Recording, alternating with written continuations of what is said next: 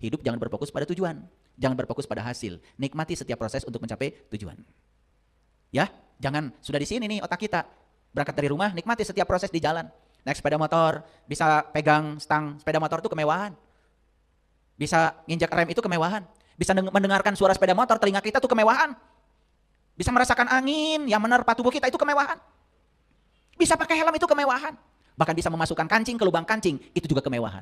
Cuman sayang, semua kemewahan itu selama ini tidak pernah disadari. Saya pernah melihat ya di tempat rehab, orang yang kena stroke sedang berlatih memasukkan kancing ke lubangnya. 40 hari itu gak selesai-selesai.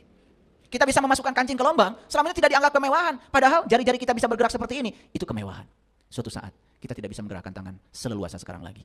Oleh karena itu nikmati semua kemewahan itu. Sadari, mewah itu.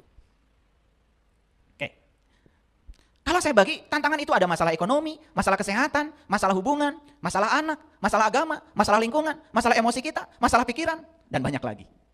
Banyak apa tidak? Tapi sebanyak itu, sudah menjadi apa mereka dalam hidup kita? Sudah mengantarkan kemana semua tantangan itu dalam hidup kita?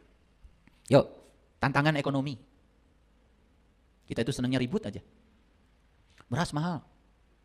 Tidak ada yang berpikir, gak apa-apa, mahal juga, yang penting berasnya ada gak? Gitu. Gak apa-apa, mahal juga, duit mah buatan jelema, kalau beras mah buatan Allah. Gak ada jelema bisa bikin beras 1 biji pun.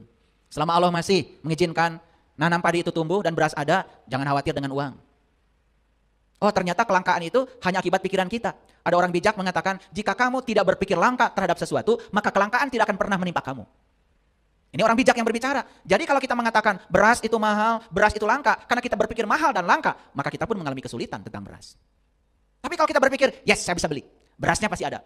Pokoknya kalau beras selalu datang ke rumah saya. Karena kita yakin seperti itu, tidak berpikir kelangkaan, ada aja. Coba. Wah kalau begitu, masalah yang kita hadapi banyak, tetapi kapasitas kita menghadapi masalah tidak meningkat. Coba. Itu yang menyebabkan kita terus menerus terkubur di masalah itu. Ini baru satu segi aja. Apalagi kalau saya berbicara lebih jauh lagi. Saya bicara tentang uang misalnya. Kenapa banyak orang yang kesulitan uang? Karena perasaan dia terhadap uang juga tidak pernah positif. Ketika uang datang, bukan berterima kasih pada uang. Malah dimarah-marahin uang, kamu gak cukup ya uang tuh. Kata uang nyesel datang ke sini, kata uang. Perasaan kita terhadap uang aja negatif. Jadi aneh kita ini. Kita pengen uangnya berkelimpahan, pengen uangnya banyak, tapi perasaan kita terhadap uang saja tidak membuat uang rindu menemui kita. Hadirin, uang itu energi. Bukan sekedar materi. Di balik uang 100.000, itu tergantung energinya apa. Di balik uang 100.000 yang kita miliki, kita yang paling tahu energi yang ada di situ apa. Apakah uang kita hasil kerja kita?